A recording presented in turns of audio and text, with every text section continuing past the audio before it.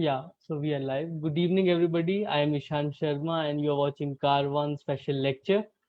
Today, with me, I have a very special guest, somebody who has been on Car One earlier in October, and today he's again with us, a legend in a legend in the history writing and an icon, a teacher, Professor Ranabir Chakravarti. Professor Ranabir Chakravarti has an enduring interest in and engagements with the pre-modern maritime history of the Indian Ocean. He also specializes in the socio-economic and political history of pre-modern South Asia. Besides regularly contributing to peer-reviewed journals and edited scholarly volumes in India and abroad, Professor Chakravarti has authored and co-authored and even jointly edited the following books that includes Warfare for Wealth, India, Early Indian Perspectives, published in Calcutta in 1986, a source book for Indian civilization published in Hyderabad in 2000, Trade in Early India, New Delhi 2001, Trade and Traders in Early Indian Society, New Delhi.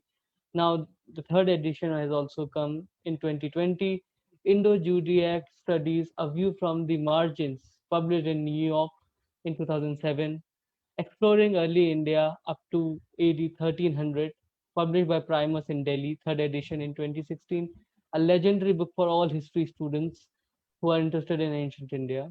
History of Bangladesh, Early Bengal in regional perspective up to 1200 CE, that came out in two volumes, published in Dhaka in 2018. History, Historians and Historiography, published in 2018 in Calcutta. He has provided annotations to a 14th century Latin Crusade tract, How to Defeat the Saracens, English translation by Giles Constable, Washington, D.C. And a bilingual author, he has also published three books in Bangla on early Indian history. He was elected sectional president of Ancient India section of the Indian History Congress in 2011. He retired as professor of Ancient Indian History from Center for Historical Studies, Jawaharlal Nehru University, New Delhi. Thank you so much, sir, for accepting our invitation to deliver today's Karwan lecture. The title of his lecture today is South Asia and the Words of the Indian Ocean, 500 to 1500 CE. One of his most favorite topics, themes, and I think it will be very interesting to listen to a legend himself. So over to you, sir, and thank you so much for accepting our invitation. Thank you very much, Ishan. It's always a pleasure to be to participate some of in this kind of discussion. Had it been a normal time, a more favorable time, we would have sat face to face physically and talked a lot, chatted a lot. But this is a very, very difficult time. And I'm so thankful to you personally, to the organizers of Karwa and this particular lecture for so kindly asking me to say a few words on some aspects of the Indian Ocean maritime history. And this has come at a precarious time, which is engulfing us. And everyone is in very major uncertainty. Nobody really knows what would happen tomorrow. And in the midst of that, when most of us is losing their steam, so as to say, I'm deeply touched by Karwa's effort. And as the invitation came from Ishan to say a few words, these are essentially historical academic discussions. And I frankly speaking, I was a little bit hesitant whether this is the right time to launch into this kind of discussions. But Ishan told me that in order to get rid of the sense of always being under the threat of whether what would happen tomorrow, this kind of academic discussions may bring some fresh air. And once he said this, I could not say no. And so that's why I'm here for you. I'll speak as I do often with a PowerPoint presentation. So, Ishant, I'll have to go to the share screen option, isn't it? Yes, sir. Yes, sir.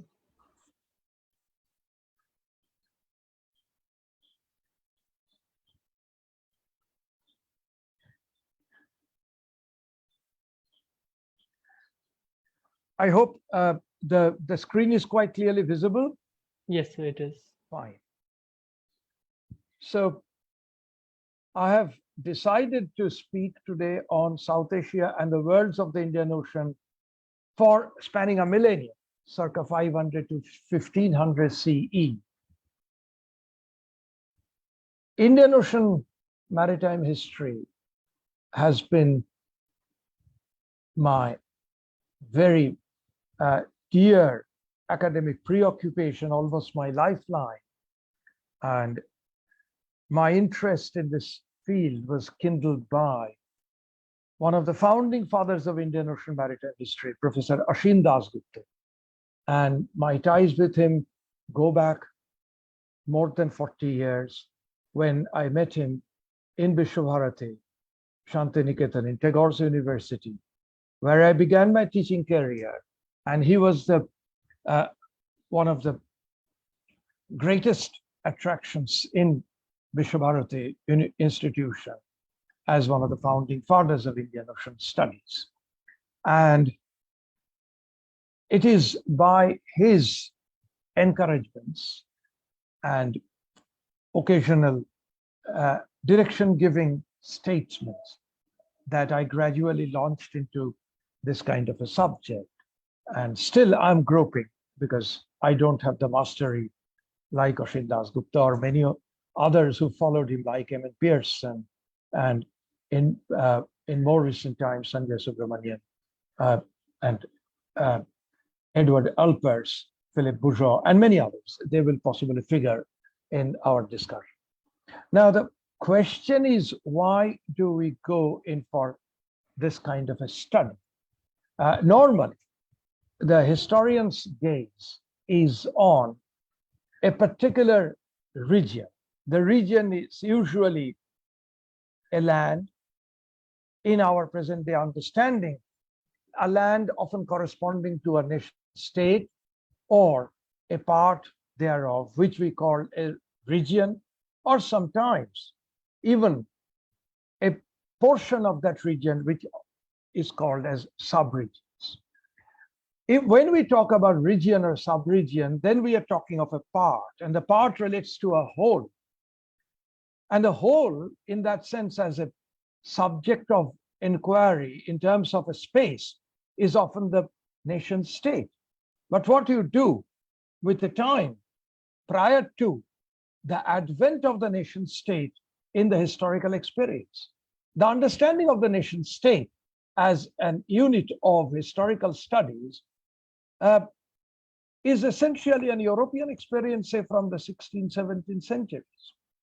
And it reached the subcontinent, obviously, as an impact of colonial rule, and then the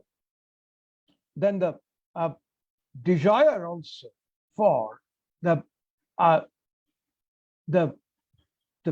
nationalism also in the subcontinent during the colonial rule in order to attain freedom from colonial rule. Now, therefore, moment we talk of a space, it is the Indian subcontinent or India as a nation state. The point is there are problems in looking at each and every time period of history of any region from the point of view of nation state. There are, and the nationalism project, which often is enmeshed with the search for the past of a country, is often connected with the search for the glory of the past, the achievements of particular people in a particular country. And then inherent in that search for the glories of the past also comes the sense of denouncing some other. You do not know who is the other. A particular time finds an other and tries to vilify in order to glorify us. we willy-nilly often try to belittle the others. And that robs the historian of the fundamental aspect of the study of the past as an explanatory tool. And therefore, sometimes it is important to go beyond the unit of the nation state or parts thereof. One of the reasons of my getting into the Indian Ocean studies is that by studying the maritime space we call Indian Ocean, we can go beyond the boundaries of nation states, including the nation state of India, or even the boundaries of the South Asian subcontinent. And particularly for a time, from 500 C to 1500 C, there was no possibility whatsoever of having a nation state in the subcontinent. So the Indian Ocean Maritime Studies helps us go beyond the barrier of the boundaries of the nation state, because the nation, as Ashin Das Gupta used to say, that the water of the maritime space do not have any clear watermark. If his simple Bangla words were, "Jole to ar daag thake na, pani par daag nahi rehta." It is the human beings who try to divide the ocean, and that too is a later phenomenon. With the emergence of sea laws, usually in the Occidental context, that an understanding that the maritime space can also be apportioned among nation states, and that too is a period much later than what we would like to discuss now. Now, the Indian Ocean, as you can, why then look at Indian Ocean? Because the moment we talk of the maritime history, it is the Atlantic that immediately comes to our mind, particularly from the point of view of the emergence of a number of European nation states using the Atlantic and other oceanic passages to establish first their mercantile expansion, then the expansion of the joint stock companies, almost approximating a complex state machinery, and then from late 18th century onwards, the colonial regimes of European seaborne empires, starting from North Atlantic to the different parts of the globe, mainly located what we call the third world areas, in Africa, in Asia, and the Americas. Now that area, these areas then formed the experience of colonial empires run by the Dutch, the French, and the greatest by the British Empire. Now, the base of this colonial maritime empires was indeed the Atlantic, from which they spread to other maritime spaces, including the Indian Ocean. And if we merely talk of the maritime space of Atlantic, Indian Ocean ultimately, during the heydays of the British colonialism, was almost a British lake, as they said, the British claimed so. Now, there is, on the other hand, the Indian Ocean has the longest history of human interaction sailing across this space, far more than any other maritime spaces, including the Atlantic and the Pacific, the two larger maritime spaces. If you can see from this particular image that the Indian Ocean covers almost about 1/5, 20% of the total maritime space of the planet. And the uniqueness of this ocean is that it is an enclosed ocean. Unlike the Pacific or the Atlantic, you cannot sail, at least theoretically, from the North Pole to the South Pole and the vice versa, because the Himalayan mountains provide a vast landlocked area to the north of this oceanic space and turns it into an enclosed ocean.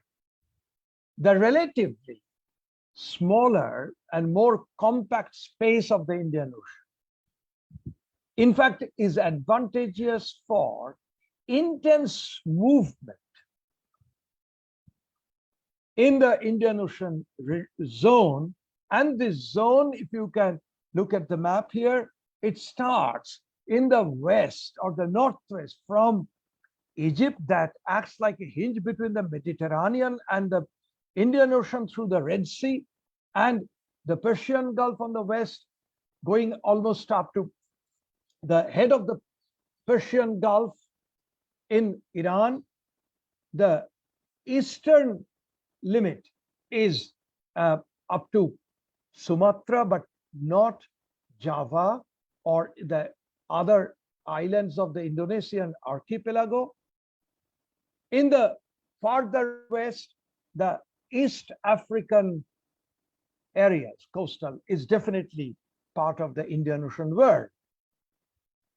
The southern part technically reaches right up to the South Pole, though there are geographers who would consider an Australian sea around Australia, which is a separate maritime space from the southernmost part of the Indian Ocean.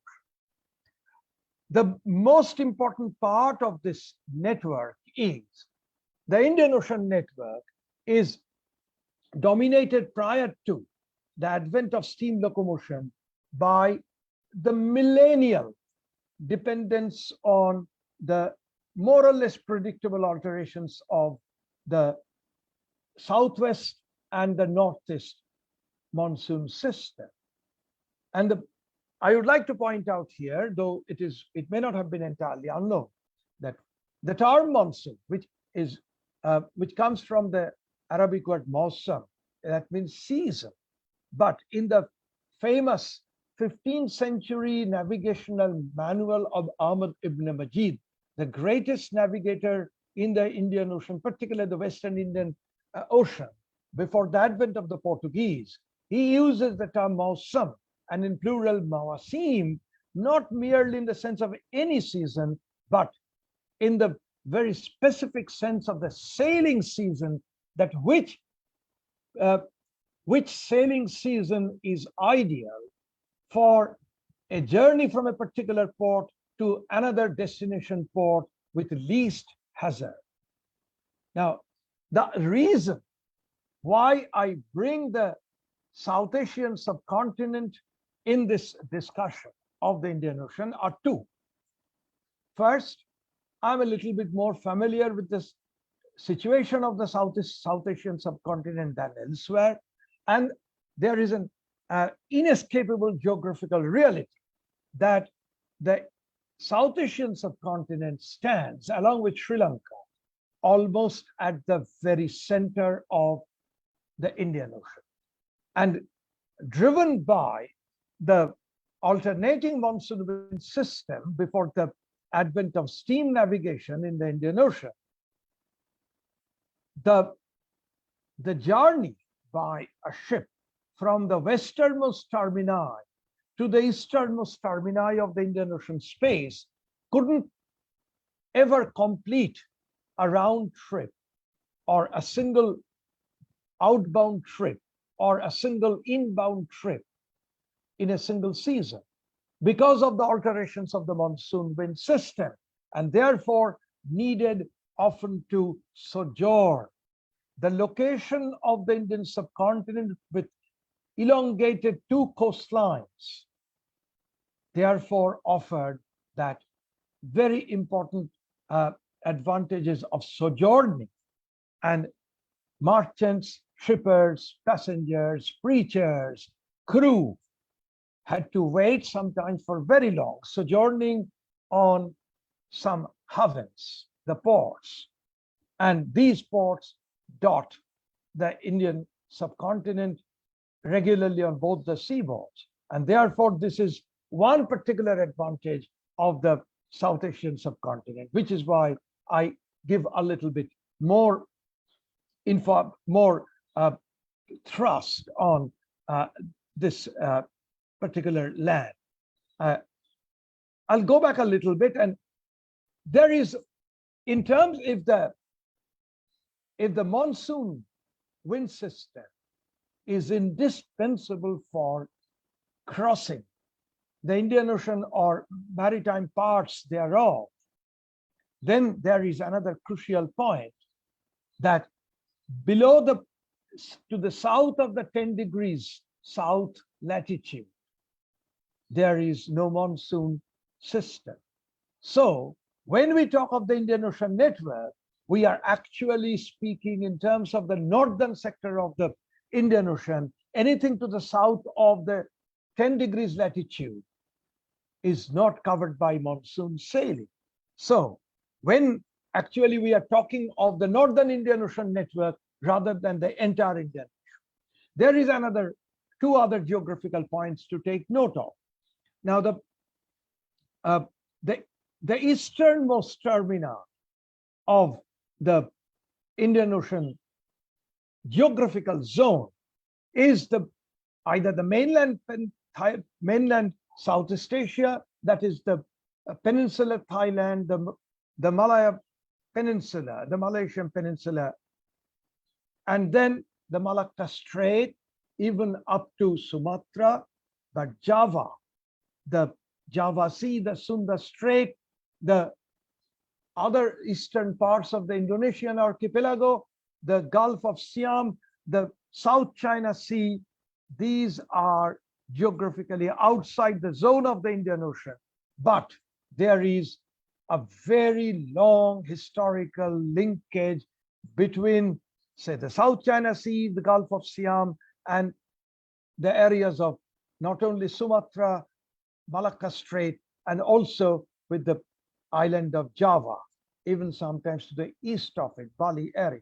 So for historical reasons, these areas, though not strictly within the Indian Ocean zone, forms a part of our discussion. So here the role of history asks us to go beyond the geographical scope of Indian Ocean, while on the other hand, the regime of the monsoon forces us to restrict our views only up to in the northern part of the Indian Ocean. The southernmost part of the Indian Ocean is outside the scope of present discussion. Now, we have seen, take for example, the centrality of the subcontinent with the two long coastlines giving the subcontinent, particularly the peninsular part, a distinctly triangular shape. What happens? This is an 11th century map produced in the Fatimid realm in Egypt, originally produced in 11th century, and the original is gone. It is a copy of, in the 13th century, of the original map. The original map, and it's a part of a treatise called the Book of Curiosities, now in the collection of the Oriental manuscripts of the Bodleian Library in Oxford University. And I am using an image of it published in the recent 2-volume works by Philippe Bougeant, the Worlds of the Indian Ocean. And this is a 2-volume work where the interesting point is, at least here the Indian Ocean looks like an enclosed sea, but painted almost like a tube, an elongated rectangular form with the rounding up at the two flanks on the right and left. The names of the ports are there, the place names are there in Arabic. The interesting point is the orientation is completely different from our understanding of map making. The south is to the up, the north is actually below, and therefore the west is on the right hand side and the east is on the left hand side. And in that, the subcontinent figures prominently. I'm not getting in there. I'm just giving you the understanding of map making, what I call the understanding of some. This is a thalassography. This is the seafarers of various types crossed the Indian Ocean regularly, and the available knowledge was transferred into the form of a painted space in the form of a world map, a part of which is also the map of the Indian Ocean, and it's entirely called the Book of Curiosities. We shall come back to this portrayal later. Now, as we know, this is the sort of Indian Ocean network area. And it, as I said, it goes right up to Alexandria on the Egyptian shore of the Mediterranean, the Great Port, and on the easternmost area, it is South China Sea, the area of the southern Chinese ports, intermediated by the very important cluster of islands in maritime Southeast Asia, what is called Suvarnadvipa in Indian textual sources, and also the mainland Southeast Asian areas, particularly the Isthmus of Kra in Thailand, and then also the Malay Peninsula, and particularly southern part flanking near the Strait of Malacca. And these are some of the important ports dotting both the seaboards of the subcontinent. I'll come back to some of them when we discuss a particular port or so. In this area, this zone therefore covers what may be called the Afro-Eurasian zone of contacts. And the Indian Ocean, of course, is the maritime face of the largest subcontinent in the world, that is Asia. The name Indian Ocean, as we call it now,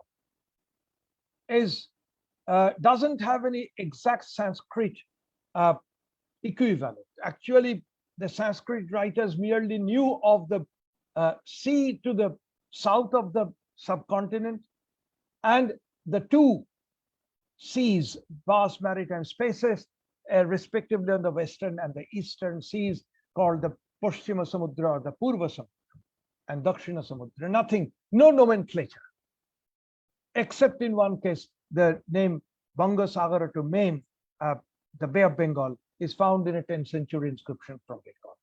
But the name actually was first used by Pliny the Elder in the late 1st century CE, when he called it Mare Indico, the Sea of India. Obviously, he had no idea that what is the vastness of the Indian Ocean, but at least the sea space, in connection in the context of the Roman Empire's regular linkages to the subcontinent, led to the formation of this nomenclature.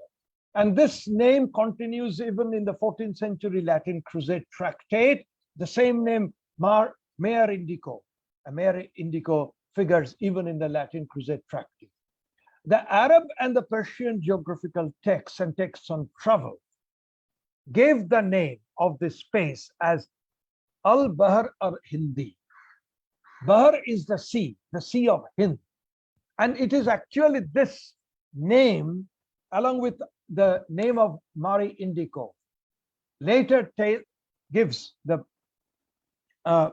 English nomenclature, the Indian Ocean. Now, the crossing of the Indian Ocean is, if it has the continuity of the dependence on the monsoon wind system, then it is the other commonality is the use of wooden boats or vessels made of wooden planks, the planks were tied to one another with coconut coir. This is the typical Indian Ocean ship, distinct from the Chinese or Southeast Asian shipping technology. And there is no use of nail. That's why Sanskrit treatises called these vessels and nilloha, without nilloha. So I have used a particular image. We'll come back to this image later. Now, interesting, the two most important raw materials, good quality timber and coconut coir, both were abundantly available in the subcontinent and particularly along both the seaboards. So this is another interesting point why the Indian subcontinent has a particular important place. First, go into another dimension. If we discuss try to situate South Asia in the Indian Ocean world of the period from 500 to 1500, one first of all has to simply throw out the efficacy of the Brahmanical Shastric norm or taboo against seafaring, which is particularly taking the form of Kali Varjya, the forbidden acts during Kali, the worst of the four yugas, and maximum attention is paid to sea crossing, which is considered to be a pollutant. Now, this is merely a Shastric position uttered in the Dharma Shastra like text, possibly meant for the Brahmanas, but Indian society and Indian experiences cannot be merely expressed through or too limited into the utterances of the upper echelons of the society. One of the best indicators of that the Indians and the people of the subcontinent did regularly take to the sea is the presence of the subcontinent Indic cultural elements very clearly in various areas of both maritime and mainland Southeast Asia. From the subcontinent, it's not possible to reach maritime Southeast Asia or mainland Southeast Asia by walking across the Bay of Bengal. One has to cross by ship. And the very presence of Indic elements is a pointer that Indic people did take to the sea, notwithstanding the taboos uttered in the Shastric normative treatises. The other point, as I mentioned a little bit on the Southeast Asian position, the distinct presence of Indian cultural elements, including the spread of Sanskrit, Buddhism, Vaishnavism, Shaivism, some of the Devi cards, sometimes the architectural elements. Under no circumstances, this should be interpreted as sort of the greater India, Indianized states of Southeast Asia, or the Indian, the art of greater India, the cultural experiences of what is called the Indian Asia. The recent works by Hermann Kulke would rather point out, also with a number of other O.W. Walters, for example, mixtures. They would very clearly point out that there are indications of the cultural convergences and affinities between Indic and South Asian situations, rather than what R.C. Majumdar considered the transplantation of Indian culture onto Southeast Asian lookings. That position is completely gone, and it is better to just to refer to the historiographically, but it has little relevance to our understanding. I have here shown in another example the very famous depiction of the voyaging ship in the Ajanta painting. The earlier one is coming from close to Ajanta in the Aurangabad Buddhist caves. And you can see, if you pay a little bit close look at the right-hand corner of the ship, you can see pitcher-like vessels, possibly for storing something, could be some liquid edible oil, most probably potable water, drinking water, which across the sea, and which must have been an indispensable item. I'm not getting into the further details, but the images of ships are from the early period are not very regular. We get some images from Goa in the form of viragals, that is the hero stones. Some local powers in Goa were involved in coastal warfare where the flotilla was employed, and this is one such case where you can see an important personage with a parasol above his head on board the ship, possibly drawing a bow and arrow. The arm is broken, it's not very clear. And I would point out that the discussion would now take us away from the situation, away from the subcontinent. On the Western theater, there is the Arabian Sea, which was usually known in the Arabic and Persian geographical texts as the Bahr al-Larvi, the Sea of Lar or Lat, that is southern part of Gujarat, possibly indicative of the Arabian Sea. And then the two most important sea lanes in the Western Indian Ocean, the Red Sea, which is called Bahr al-Kulzum, and then the Persian Bahr Farsi, the Sea of Fars or Persia. Now, interestingly, these two important sea lanes never enjoyed simultaneous prominence in the period we are talking about. There is a pendulum-like swing in their respective significance till 900, mid of the 10th century, from say about 400 CE onwards. We have to keep in mind that the heydays of the Roman trade with the subcontinent is gone, and therefore the Red Sea network of the previous centuries have dwindled a bit. But this is the time from about 400 to about 960. The Persian Gulf looms large. There is a distinct interest in that by the Sassanid rulers of Iran, followed by the Caliphate that was established in Iran with the fall of the Sassanid, and then the Byzantine power. With the establishment of what may be called a counter caliphate in Egypt, the Fatimids. It's a Shiite caliphate, and ruling from 969 to about 1176.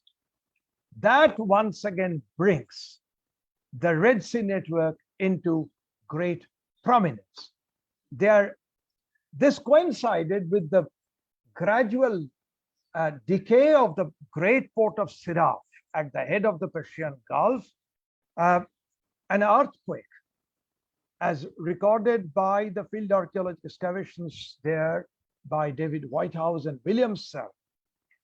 This was a great port of Siraf and a port city, actually, not merely the wharf and warehousing of commodities, but also the mosque, the parts of the towns, and the way of life in the port town were brought before us by the excavations at Siraf. Siraf experienced a major earthquake in about middle of the 10th century, and that to a considerable extent proved very, very disastrous for Siraf, and it gradually decayed.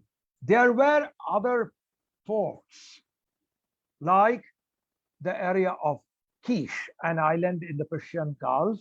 Also in Oman, there were important ports and maritime regions. But till the advent of the great port of Hormuz in Kirman area of Iran, at the opening of the Persian Gulf and the Hormuz Strait of Hormuz, the Persian Gulf area seems to have been a little bit overshadowed by the Red Sea network. And if you now see the situation, this is the Fatimid Caliphate. And the control of the Fatimids, who actually came from Al-Mahdiya, Tunisia, even farther west, northwest of Africa, into what is called the area of present-day Morocco, Sijil Masa. That area, this is the base of the political power called the Fatimid, who later conquered Egypt, established themselves at what is called Al-Qahira, which is, or the Al-Fustat, Old Cairo. And therefore, the linkages with the Mediterranean through the Red Sea network, please do keep in mind there is no Suez. So it is not an all-sea route. It is essentially the route up to the end of the Suez Canal, then an overland journey or riverine boat journey, one reaches Alexandria, then the network with the Italian city-states of Genoa, Pisa, Venice. We'll come back to that later.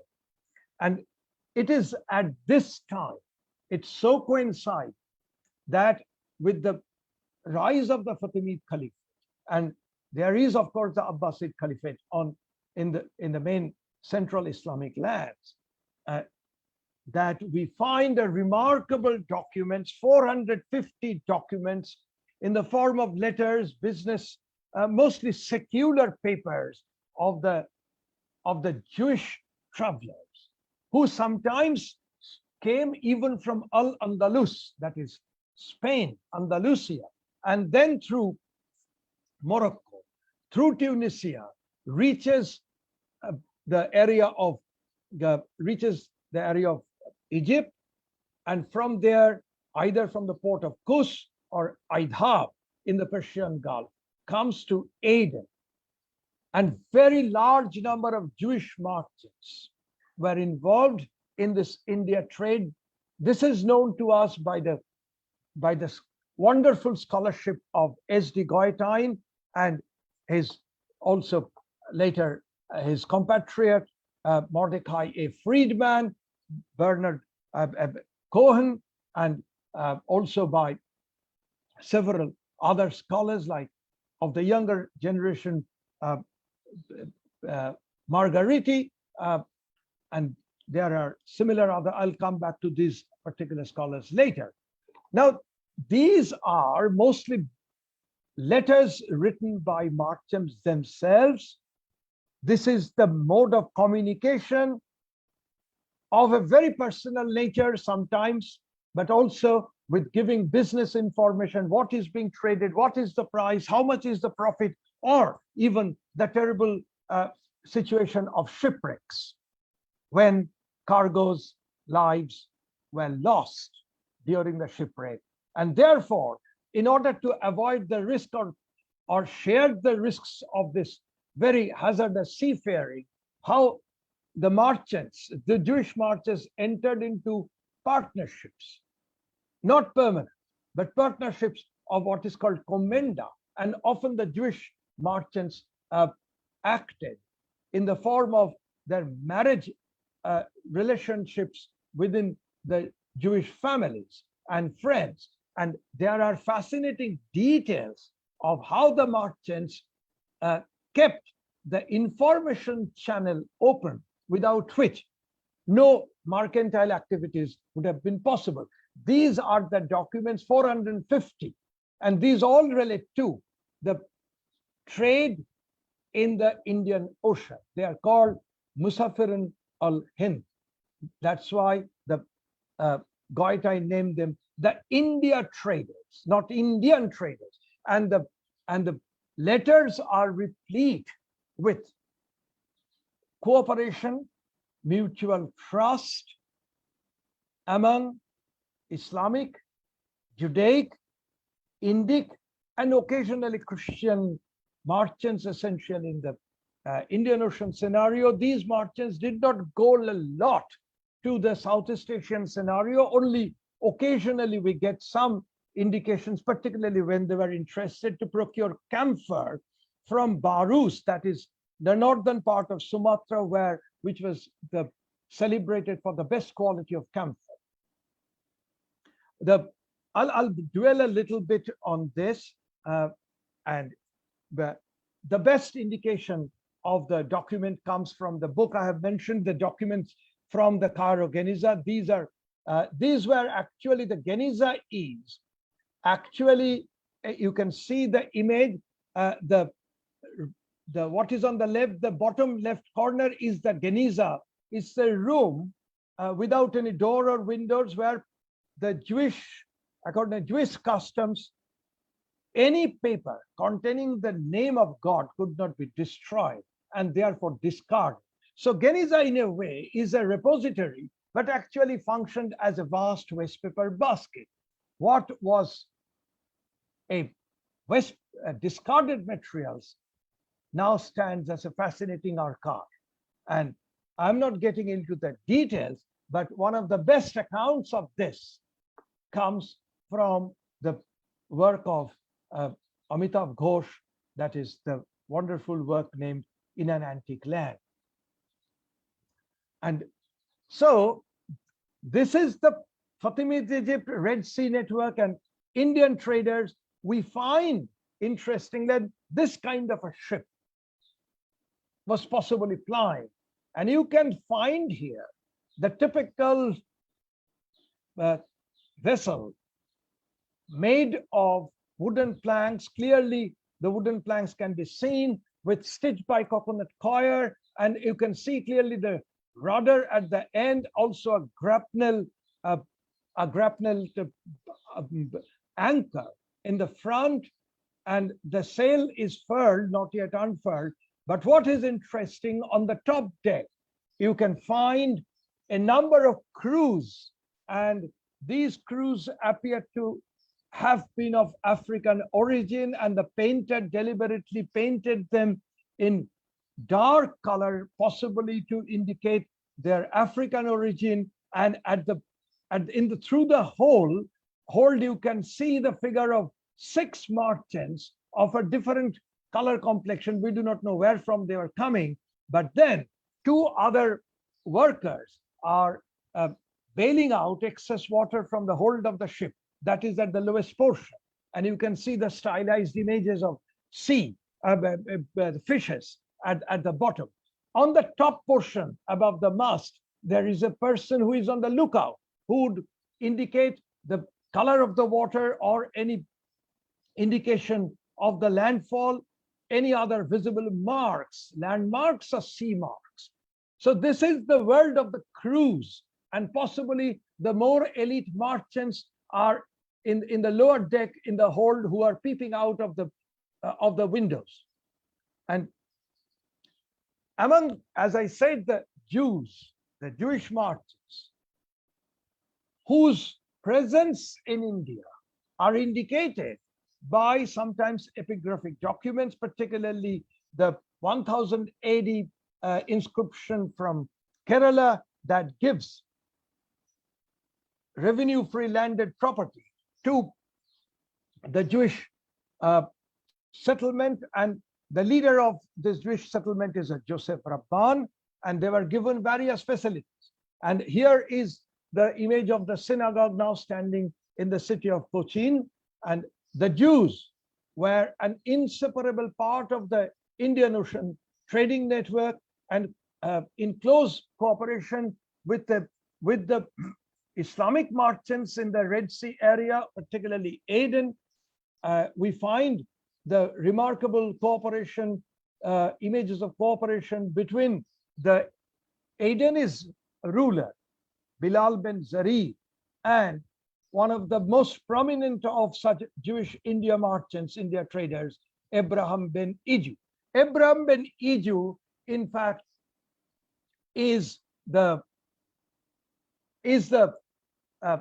recipient of the largest number of such letters. He is a Tunisian Jew who came from Al-Mahdiya to Al-Fustat, and from there to Aden, stayed in Aden for a time. That's why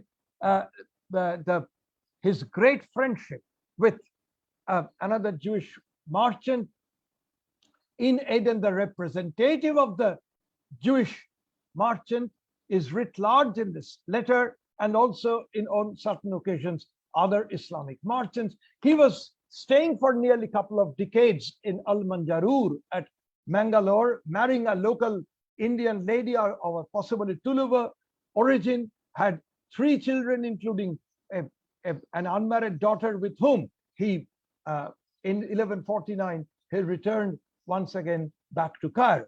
And in the correspondence, one finds a prominent position of a slave agent, not the slave in the sense of a chattel slaver, but the slave agent named Bama. It was Amitav Ghosh who pointed out that the name Bama should correspond to the typical Tuluva name like Bomma or Bommai. And his importance in the as a factor in the trade network of Abraham Iju and the business interest figures that he's something called Brother Bama, Sheikh Bama. And he went right up to Fustat, that is Old Cairo, for the representing his master, that is Abraham ben Iju.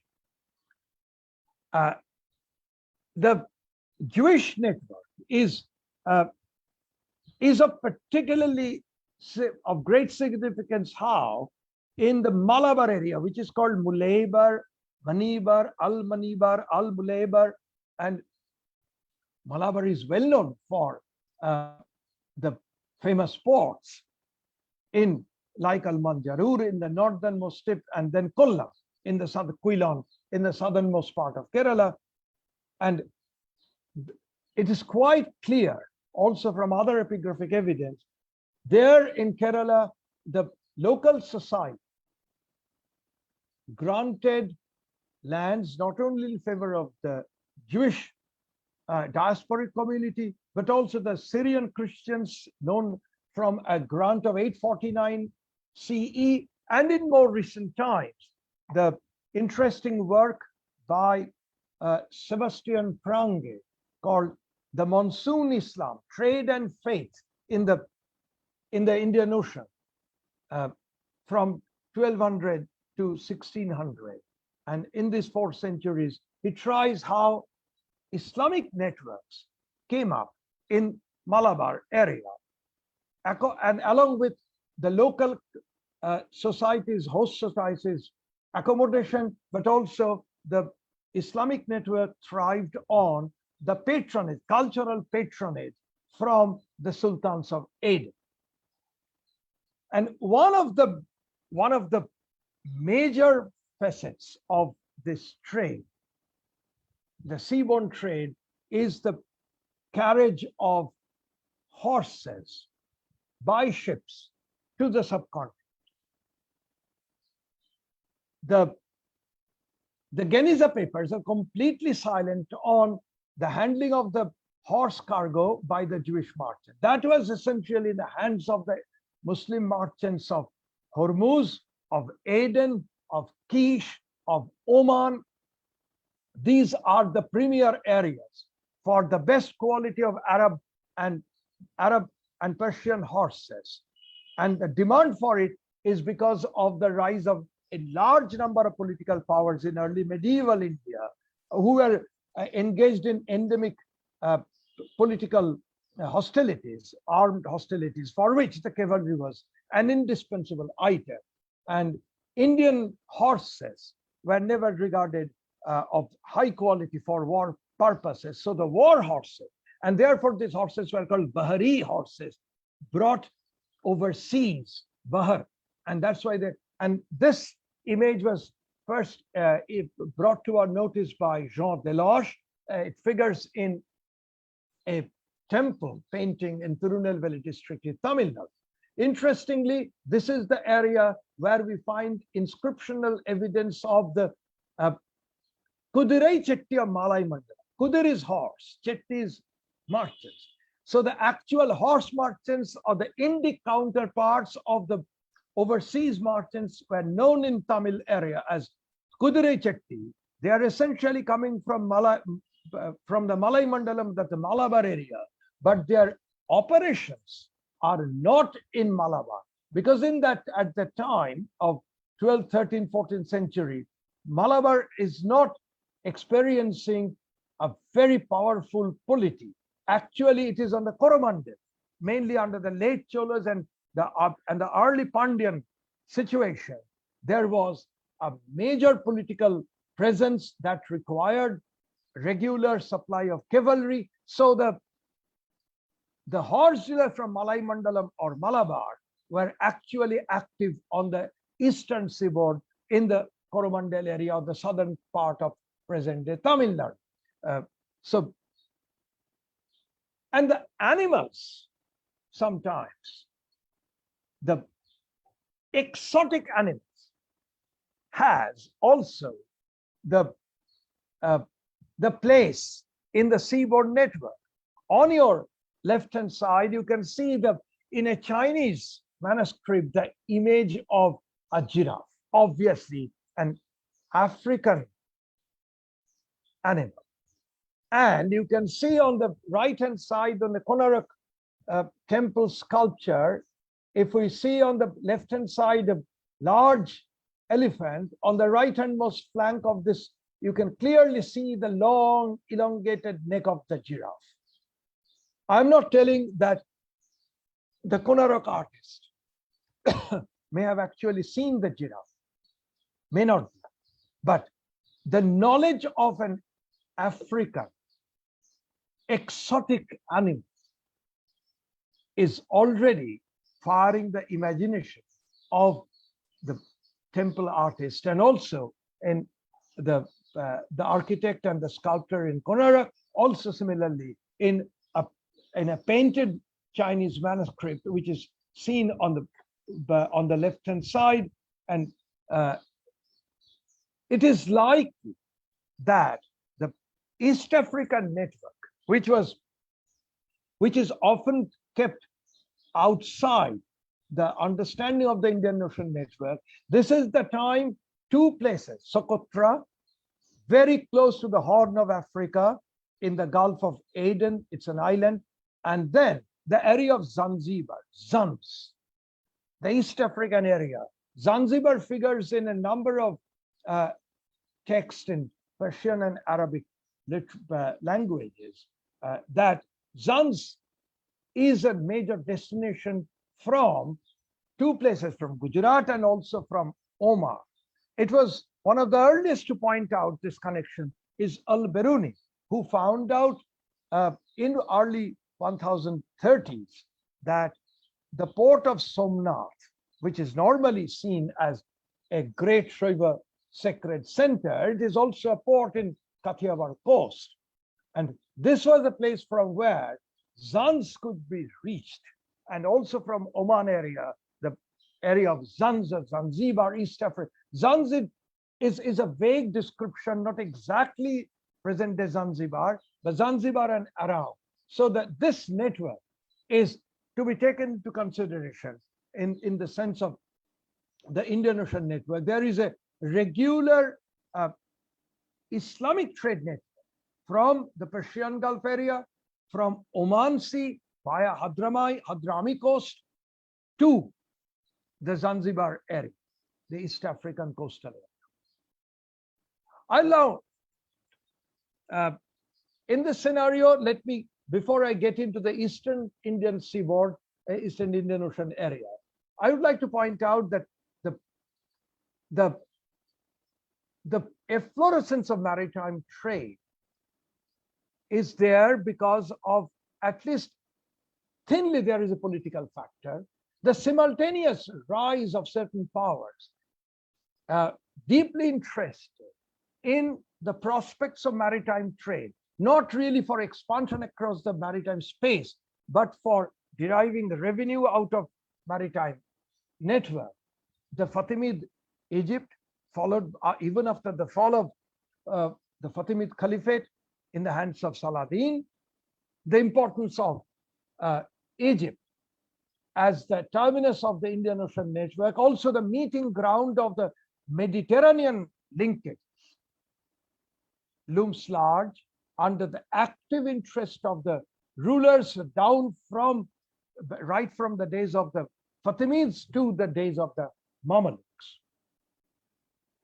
Now, in this context, we have to keep in mind that at Alexandria, 19% was the stipulated amount of customs duties levied on non-indigenous merchants, but interestingly, without any religious favor or disfavor. The religious position was not any consideration in the demand for the fairly high amount of 19% of the custom duties. And the commodities from India was particularly levied at 10%. In Egypt, Egypt had at this time nearly 30,000 of the Jewish population, and Cairo itself had nearly 7,000 of Jewish population. And then the Abbasid Caliphate, and also from the 12th century onwards, late 12th century onwards, the importance of the port of Hormuz. Hormuz stands not merely as a port, but is located almost a choke point, as Michael Pearson pointed out, because it stands on the Strait of Hormuz. And so these two powers, and then in the south, deep south of the subcontinent, the Cholas. Similarly, the importance of the area of Srivijaya and Java in maritime Southeast Asia, the area of the Gulf of Siam, and obviously southern part of China, the importance of the South China Sea, the non-high trade network. And we would like to go now towards the eastern sector of the Bay of Bengal area. This is in about the turn of the first millennium, the approach of the second millennium. At the time, the Chola realm is a premier power in the peninsular part, and there are three major segments. One, the Coromandel coast, where stood the great port of Nagapattinam, and then in the Andhra Kalinga area, the prominence of Vishakhapatnam, which was named later after the reigning Chola king, that is Kulatunga, and then the Bengal Delta. The great days of Tamralipta are gone, but in the easternmost part of the delta, what is present at Chittagong, emerged a port of immense significance called Samandar. From Samudra to Samandar, Samandar in most of the Persian Arabic texts of travel and geography. However, Ibn Battuta in the early 14th century calls it Sudkawa. This is the region of Chittagong, Chattogram, in the easternmost part of Bangladesh. The interesting point here is the network is now writ large, apart from textual and also from the analysis of ceramics, from epigraphic documents. We now have the evidence of shipwreck. The shipwreck, I am no archaeologist, I know nothing of shipwreck and how to do it. I'm only speaking on the basis of derived knowledge. This is the area of Phanom Suri, very close to Bangkok, on the Gulf of Siam coast, in the northernmost part of Gulf of Siam, was found out the remains of a ship that sank. And this is immediately point that this is a typical Indian Ocean ship, possibly on a return cargo, return journey from China or the Gulf of Siam. You can see here the typical wooden logs with drilled holes through which the coconut coir would be passed and stitched. In fact, this is the only place from where actual remains of the coconut coir have been found out. And we are grateful to John Guy, who was able to date the shipwreck on the basis of an inscribed vessel The inscription is in Pahlavi and it is dated around the early 8th century. So therefore, this is one of the earliest remains of the Indian Ocean ship, and which is therefore capable of voyaging even outside the zone of the Indian Ocean rim, actually into the Indo-Pacific rim. The importance of the combination of shipwreck archaeological data with epigraphic data, we must keep this in mind. Without the epigraph being deciphered, the dating of the cargo and therefore the dating of the ship would have remained elusive to us. So not even the very physical remains of a ship, which is a startling discovery, but it may not give us the exact chronology, which is the clue is given to us by a reading of a tiny inscription. The name of the owner of that vessel was inscribed at the bottom of a vessel, and therefore the script could be deciphered. It could be paleographically dated. So we know that when this ship unfortunate journey came to an end, but the dating of the ship and it possibly came from somewhere in West Asia, a typical Indian Ocean. This is not structurally a Southeast Asian. Now we come to another very famous shipwreck archaeological site. It's called Belitung in maritime Southeast Asia, close to the Java Sea area, where from nearly 50, you can see the kind of earthenware, the pottery, the vessels, the kind of plates or sunken dishes. How many? Nearly 55,000 such potteries were found out from a single ship. And these, the study of Chinese ceramics has reached such a technically high proportion that the manufacturing area of this pottery and the dating can be done. This was produced from the kilns at Changsha in northern coastal part of eastern China, but slightly inland, from where it was brought to the coastal area, then loaded onto the ship. And once again, the ship is not a Southeast Asian ship, but this was an Indian Ocean ship of typical Indian Ocean, maybe going to the Western Indian Ocean destination.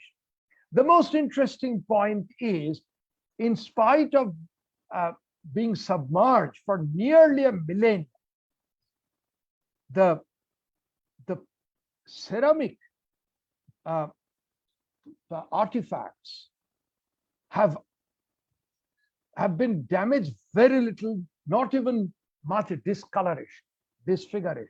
And that speaks in volume of the immense ability of the Chinese packers. And this is how the potteries were packed onto a large vessel, packed tight up to the brim. So they were so closely packed that even after the shipwreck and the potteries lying beneath the surface, there was not much of breakage, neither of any loss of color of this. What is interesting, if you load 55,000 of such pieces in a single ship, these are not exotic materials. These are daily necessity products. And this has a very significant message in the study of the Indian Ocean Maritime Network. Because moment we talk of long distance sea voyages, the image is that of luxury items fetching fabulous profits and prices for the merchants and the elite consumption.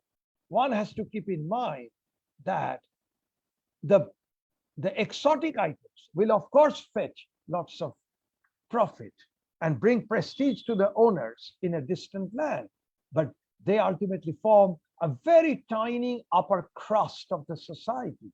And without the regular presence of bulk items of daily necessities, it won't be feasible for the shipping operations. Actually, the ship won't sail without heavy bulk items kept in the hold. So these items actually acted as that ballast. And these touch the daily necessity of life of the people. There lies the great significance of this military shipwreck. Yes, there were luxury items. So there you have, in contrast to 55,000 of Changsha ware, you have only a handful number of exquisitely carved, very beautiful gold cups and gold plates, trays. Similarly, another about 130 years later, another shipwreck at Cirebon in the Java Sea area has yielded, among various things, the silver ingots with Chinese inscriptions. Interestingly, the inscription reads that the taxes from salt, trade and manufacturing salt, which is an indispensable item of daily life, everyday life, these taxes were transferred into silver ingots. And the silver ingots, now this becomes a luxury item, precious metal ingots, and were loaded onto the ship, which sank in maritime Southeast Asia. These were meant for purchase of exotic, costly Southeast Asian spices. So what actually started with the taxes on an indispensable daily necessity material, bulk item like salt, found its expression in the purchase of exotic, costly spices from Southeast Asia. But unfortunately, the ship sank. And as usual, and you can find here the image of the famous Southeast Asian ship. This is not an Indian ship, which is a common mistake to consider this an Indian. It's not. It's the sculpture is in the walls of the Borobudur panel, and you can see an outrigger canoe on the visible side of the ship. And this kind of outrigger canoes are never present in the Indian Ocean ships. So this is a Southeast Asian ship, and this kind of vessels were in operation in the maritime areas of the Indo-Pacific Rim, particularly in the South China Sea, the Java Sea, and the Sunda Straits area. And I have just given an image of Angkor Wat, the great temple, indicative of the impact of the maritime network between South Asia and Southeast Asia, taking the form of the Indic cultural presence in this famous Angkor Wat temple. What is significant is, from the shipwrecks at the Cirebon is found some of the Buddhist images, Vajraraga, and then there were also the images of some stupika. I was trying to find out the image of the miniature stupas, a particular miniature model of the great Mahabodhi temple. And in more recent times, Shuchandra Ghosh, who is interested in the Buddhist network from the Bengal coast to both Peninsular Thailand and then to further maritime Southeast Asia, finds that stylistically speaking, many of these Buddhist votive tablets and miniature Buddhist images, particularly the images of Tara and also Avalokiteshwar, has a distinct linkage with the stylistic linkage with the images found from Bengal. And this is not to be immediately connected with the great monasteries of Nalanda or Vikramshila. The main point of contact is the area of Mainamati in the easternmost part of the delta, and also the area of Chittagong called Harikela, both of which were known from the lively, vibrant Buddhist networks.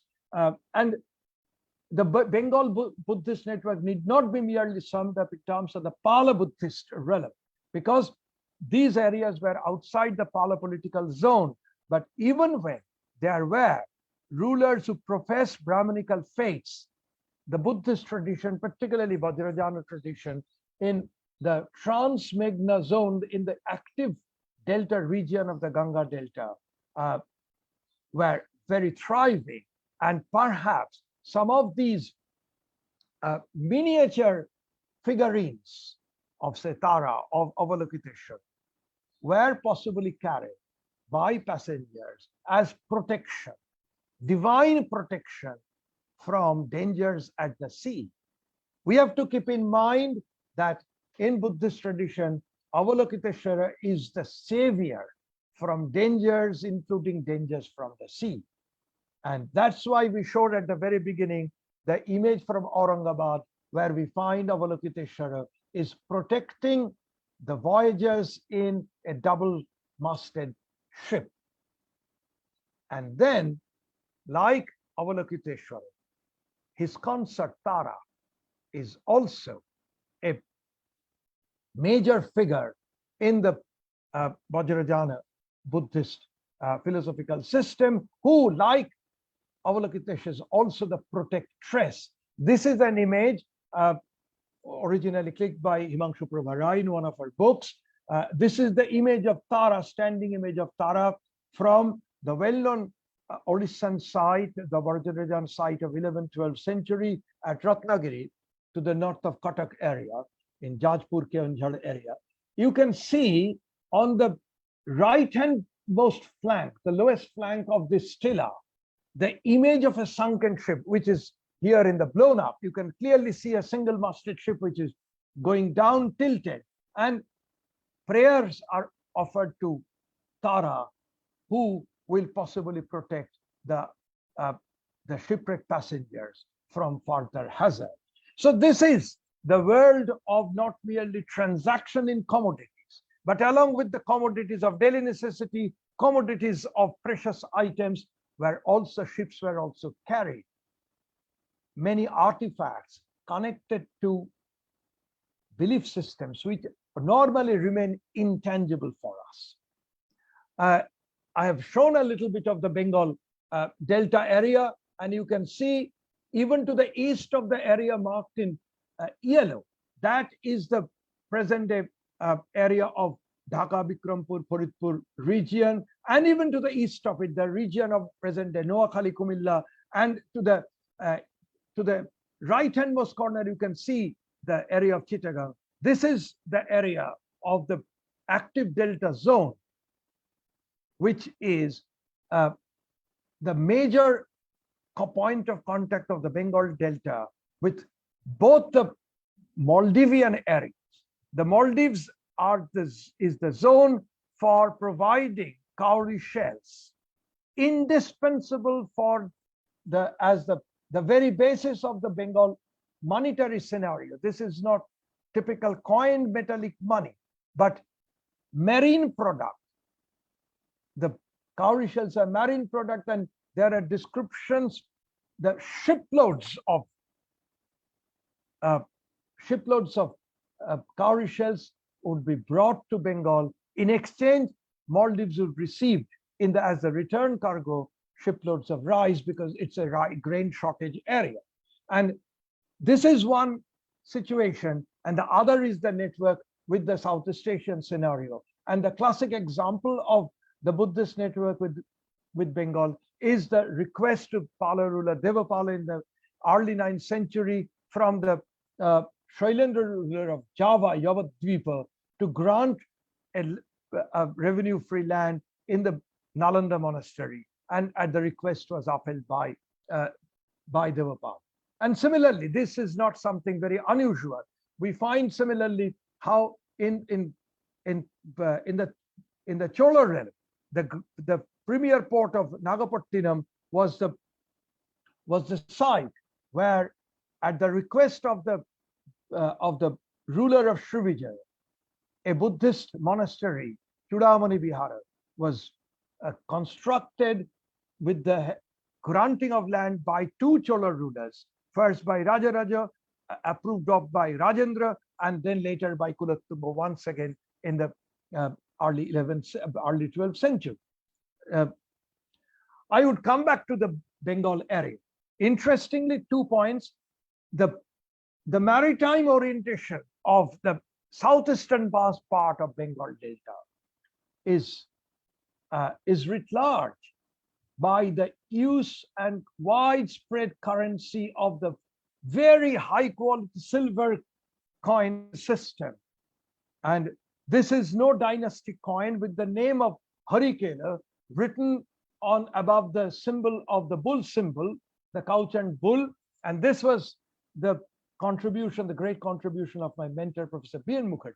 And this is the silver currency zone extending from southern part of nearby Arakan through Chittagong area into Noakhali Kumilla area, and then right up to the Brahmaputra Valley, where this kind of coins were found in the Paglatek Hort in Assam. So this is a zone of excellent using silver currency zone involving the northern part of maritime mainland Southeast Asia, easternmost southeastern coast of Bangladesh, and getting into the deep hinterland right up to the Brahmaputra Valley.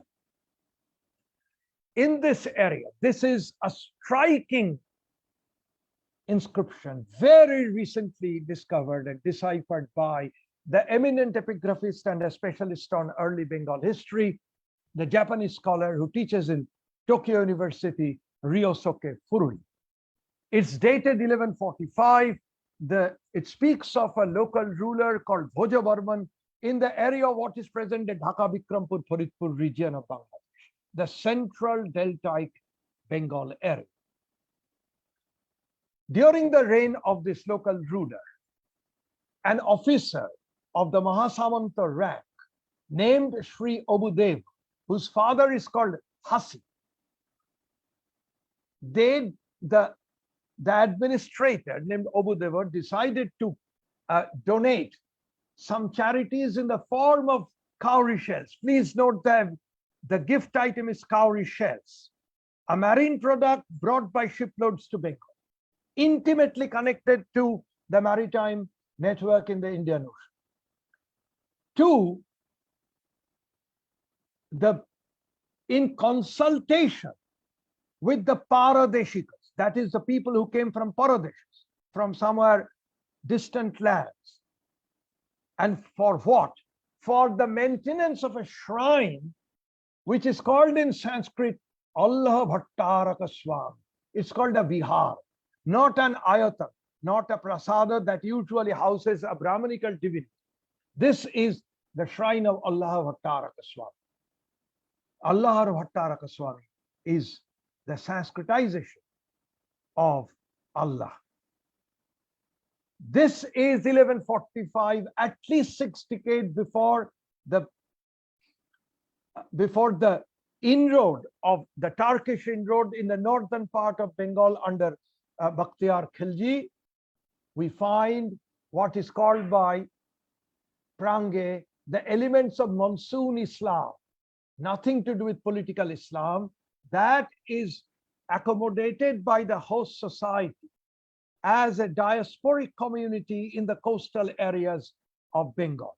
And what is very interesting, you can see at the left-hand corner of this inscribed stone, there is an image of an ass. There is an imprecatory and a cautionary statement at the end of the inscription that this pious donation made by this officer, who is possibly a Muslim person called Abu, whose name is now given Abu Dev in Sanskrit, and Hasi, his father is possibly carries the impression of a Muslim name of Hashim or Asif. So they have arranged for the charity for the worship in the shrine for Allah Bhattaraka Swami. And it says the charity must be maintained in perpetuity. Anyone who does any harm to this charity, their fathers will be, it's a curse, their father will be born in the next life as donkeys. That's why the figure of a donkey is also inscribed. This is the multiplicity interfaith relationship typical of the Indian Ocean. I'm not telling there where everything was smooth. There were contestations, there were negotiations, there were often major religious amities across the Indian Ocean space. And this is also captured by another inscription of 1281. This is found in China. In 1281, this is a Chinese and Tamil bilingual inscription. What does it read? It speaks of one Champanda Perumal Alayastava Chakravartigal. This, he is possibly the head of the merchant group of the 500 Swamis of Ayavole, who wishes for the good health of Chekchai Khan, who is possibly the Chinese ruler Kublai Khan, and he has installed an idol of Shiva there for the praying for the good health of the authority. And interestingly, the inscription has come very close to a site of a shipwreck. Once again, hardly 4 years earlier, the ship sank close to the site of the Tamil temple, Shiva temple in China. And the ships containing, once again, among other items, silver coins.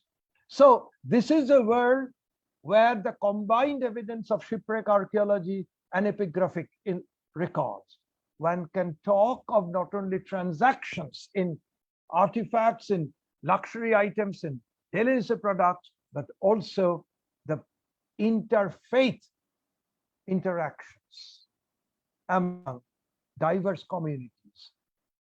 And this is best indicated, I have spoken about it on a number of occasions, in at the great sacred site of Somnath, where in 1264 a bilingual inscription was engraved, one Arabic, one elaborately in Sanskrit, where a mijigiti or a masjid was established by a Hormuzi Nakhuda Nuruddin Firuz.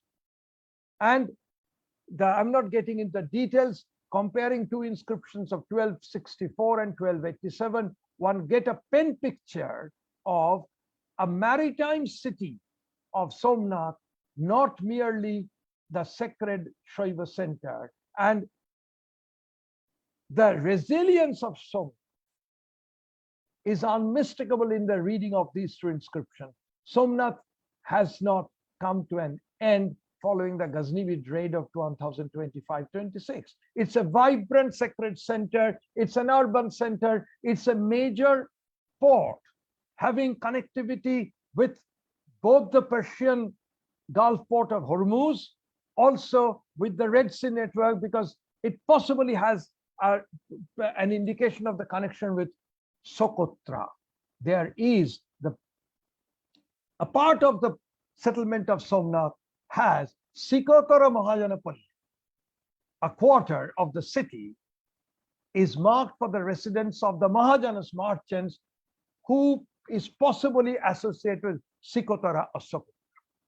And in this Sanskrit inscription, we have fascinating salutation to Allah, who is not called Allah Bhattaraka Swamin as in the Bengal inscription. Allah is described as Vishwanath, Lord of the universe, Vishwarupa, who is universal, Shunyarupa, formless, aniconic. That is the clinching identification. And Lakshya, Alakshya. Since he's formless, he's Alakshya, but he's visible everywhere, Lakshya. But I shall not get into the 14th century elaborate Latin crusade tract, where for the first time we find, from the point of view of renewing the crusade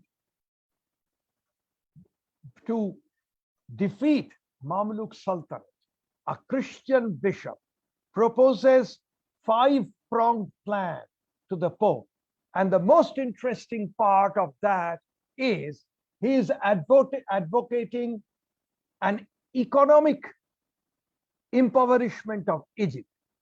He considers the entire economic efflorescence of Egypt stands on its maritime trade with India and the Indian. So in order to block this, he is proposing a naval blockade at the island of Socotra.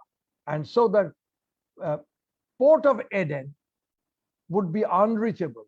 And then Egypt would suffer terribly because and he categorically says, despite the papal restrictions, the Venetians, the Genoese, the Pisan, and the Catalan merchants are flouting papal orders and are maintaining close and regular interactions with Egypt. And therefore, even that Mediterranean linkage will collapse. And then Mamluk Egypt will be impoverished. Then only the papal for the Christendom can strike the force against Mamluk Sultanate. The most important point is how the Crusade question, at least in the view of this Christian bishop called William of Adam, links up with the Indian Ocean scenario. And Socotra, which so far never looked as a strategic choke point, suddenly emerges in the form of this Crusade document. Perhaps this was not undertaken, but in the early 16th century, in 1506, Afonso de Albuquerque did exactly the same. He put on a very long-lasting naval blockade around Socotra in order to thwart the trade through Aden. The Portuguese failed in that. But it's almost, the Christian bishop in 14th century almost gives a blueprint of a naval blockade, which was perhaps not executed, but the blueprint is there. The Christian bishop's understanding of geopolitics, his understanding of the Indian Ocean networks, and the preeminence of 4 Indic ports, Kollam, that is Quilon, then Tana, which is Thana near Mumbai, then of course Cambay, the greatest port of Gujarat, and then is a Dive Insulide. If we look at the geographical order, it should be possibly the area of Diu, which was actually not very far from Socotra. So he says these are the ports in regular network with Aden, and by putting the blockade at Socotra, these ports could be the entire Western Indian Ocean trade can be put to great disadvantage for the Indic ports, and also particularly for Aden and finally the Mamluk Sultanate. And this, what is interesting is that, I would like to close with this, in the early 15th century, the famous voyages of Admiral Zheng He, the official Ming voyages, across you can see where from they're starting from Nanjing and through the South China Sea, obviously touches maritime Southeast Asia, then through the Malacca Straits. It reaches Indian Ocean proper, reaches several places in subcontinent, goes right up to Aden, which was not captured, could not be captured by Portuguese. It reached up to Hormuz. It reached up to East African coast, Malindi and Mombasa. I'm giving a quick list which you can read. The 7 such expeditions were there, and as many as 8 times the Ming fleets reached Kozhikode or Calicut. It is therefore no wonder why Vasco da Gama would prefer to come to Calicut from Malindi with the help of a Gujarati pilot. For him, the Indian Ocean was a completely unknown, uncharted sea, but not for the shippers, sailors, crew, merchants, preachers, passengers sailing across the vast expanse of Indian Ocean from East Africa to South China area, from Egypt to the subcontinent to Sri Lanka, and covering both the seaboards of India. This was a regularly traversed maritime space. So the question of the age of discovery with the arrival of the Portuguese from the North Atlantic area, at least in Indian Ocean history, has no relevance. It was, for the Portuguese, it was an unknown sea, not for the Afro-Asian population. And also, not also for the people of the Mediterranean. The linkage of the Mediterranean with the Indian Ocean, either through the Red Sea or through the Persian Gulf zone, was minimized, was relegated to the background once the all-sea route from the northern Atlantic, from Western Europe, by circumnavigating Cape of Good Hope, was discovered. So there could be the importance of Vasco da Gama's arrival in the Indian Ocean sailing pact, because for the first time all-sea route came into operation. But there is no age of discoveries by North Atlantic people in terms of the Indian Ocean history. And with this came obviously something of an unknown element, or relatively very insignificant element in Indian Ocean history, the element of armed trade. Piracy was well known in Indian Ocean area. There were some polities, particularly island polities, like the area, southern part of Sumatra, Srivijaya, or Kish, or Aden.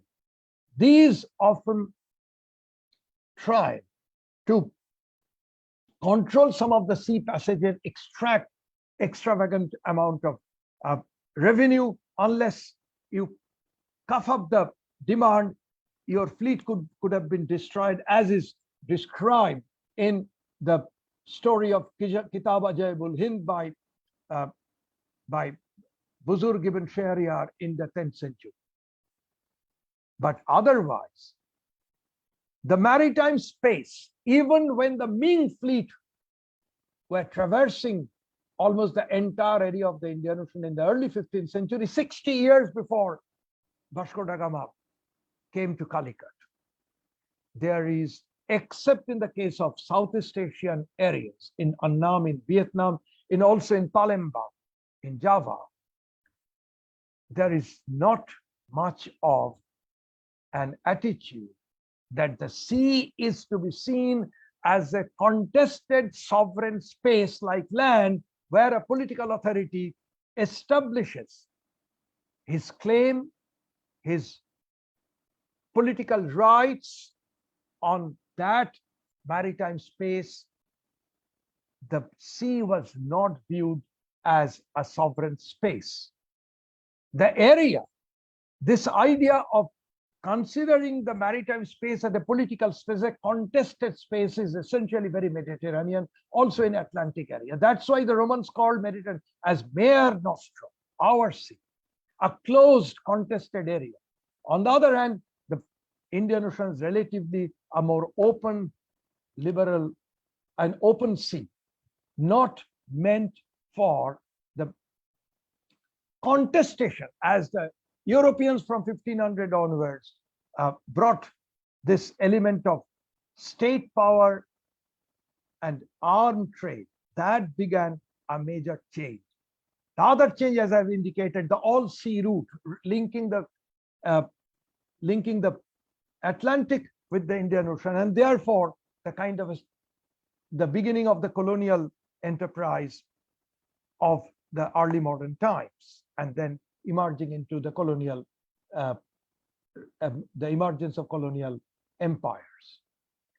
The element, if I could put it like that, in 1510, Toma Pires, the well-known Portuguese writer, in his Suma Oriental, wrote, once the Portuguese were able to capture Malacca, and said that this is the great emporia of Asian trade, and said, anyone who has control over Malacca has his hands at the throat of Venice. That is the signal statement of how things would change after 1500 scenario.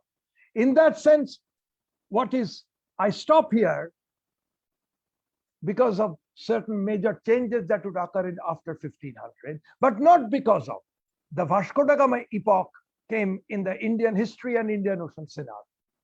Particularly, there is no Vasco da Gama epoch in Indian Ocean. And I would like to end with some inimitable lines from my mentor, Professor Ashin Das. The European was not a particularly important person in Indian maritime trade till he began to beat the natives. Spectacular? Yes. Significant in his own way? Certainly. The dominating presence? No. There was no Vasco da Gama epoch in Indian maritime history that was inaugurated in 1500. Thank you very much.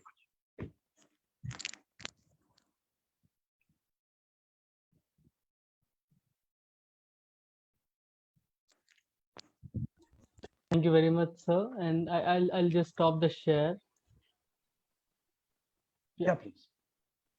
So I hope I am audible. Yeah, please tell me what shall I go up, take it out now? This yes, that yes, I can see you, and yes, please. Yeah. So, sorry, the story was a little bit long. Sorry. No, sir, it was totally interesting, and thank you so much for such an enriching and enlightening lecture. And I'm too small to say anything in praise in front of such a legendary scholar that you are, Professor Chakravarti. We have so many questions for you in the chat, so I'll read those out.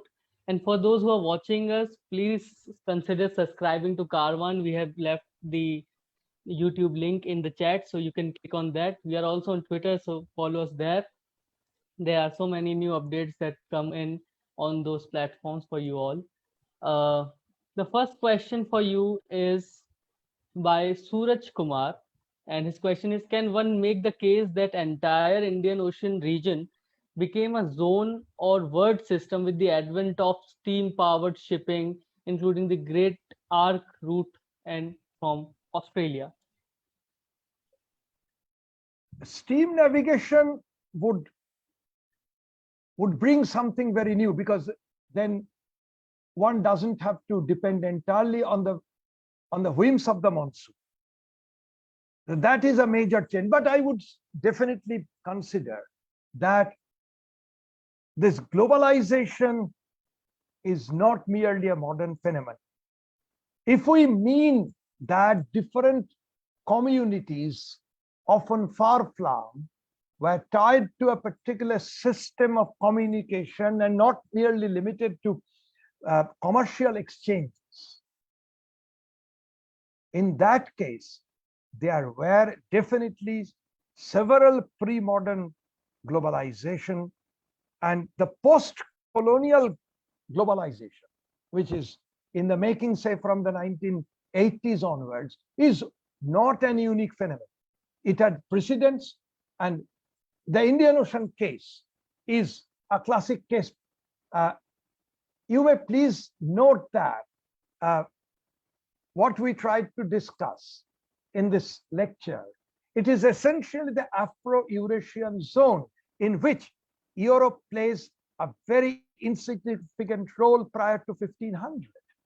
Europe is almost at the corner, as long time ago in the late 1980s, Abu Lughod pointed out, that Europe is an insignificant player in this entire zone. It is only from 1500 the North Atlantic presence was made, but there is a very, very long past that the Indian Ocean zone, as the face of the Afro-Asian network, Afro-Eurasian network, through the Mediterranean linkages, had a very long and lively history. It is far earlier than the making of the steamship, say, in the Great Arc area. Yes, that was a definitely major achievement, so that one could go without the sort of depending on the monsoon in the Indian Ocean. Yeah, the next question is by Sujit Manji, and he has 3 questions for you. So the first question is there any relationship between Alauddin Khilji's market policy with maritime trade? The second question is Om Prakash's book Dutch East India Company and the Economy of Bengal talked about a triangular trade. So is there any background of this triangular trade? Thirdly, in this time period 500 to 1500 CE, what is the trade route of mainland trade? Delhi sultans faced many problems of this mainland trade. Uh, First, I would point out that the Alauddin Khalji's market reform definitely uh, encouraged the non-agricultural sector of the economy, including urbanization. And if, as we know, the Ganga Yamuna Doab area where Delhi or Agra is located often acted as an important hinterland for the coastal areas of Gujarat. And during the time of the Delhi Sultanate, you have the very flourishing port of Cambay and other feeder ports in Gujarat also. But whether the rulers themselves were keen on utilizing the maritime opportunities, I have doubts. This is something I'll tell. Let us take out Alauddin Khalji, who is ruling far into the interior. In 1536, still the Gujarat Sultanate is there, and the Muzaffarid Sultan Bahadur Shah, not the Bahadur Shah of the late Mughal times, Bahadur Shah, he is aware of the Portuguese who are becoming very powerful and also sometimes notorious in the Gujarat area. And he categorically states that war in the sea is the affair of the Saudagar and beneath the dignity of a sultan. That is the attitude. So they will be interested. Basically, these polities, inland polities, unlike the coastal polities of Malabar, unlike the littoral polities like Srivijaya, or say even Aden or Sri Lanka, these powers are interests are essentially built upon their agrarian resources, to which the supplementary resources would come in the form of trade and including maritime trade. Your last question on the Om Prakash's great work on Dutch East India Company in Bengal.